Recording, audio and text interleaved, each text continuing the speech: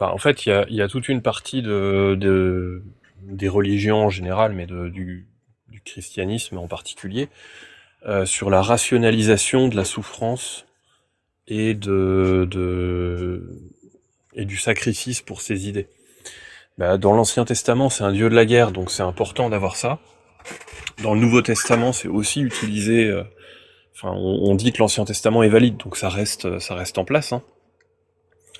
Et donc c'est important que la mort soit glorifiée par rapport à la vie, pour pouvoir envoyer des mecs au combat.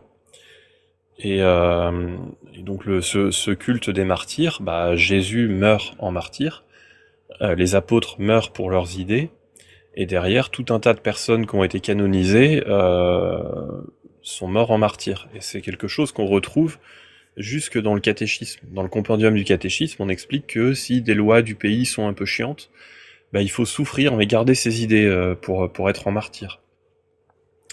Et au niveau de la souffrance, sur des questions d'acceptation de la douleur, plutôt que de prendre des antidouleurs, notamment au moment de l'accouchement ou autre, alors ils interdisent pas les antidouleurs, mais ils donnent des conditions.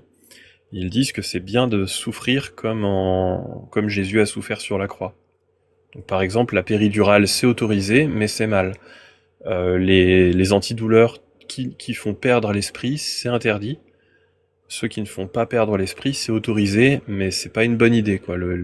Pour être un vrai bon chrétien, il faut souffrir comme Jésus a souffert. C'est un culte de la souffrance et de l'après-vie, avec une glorification de la mort.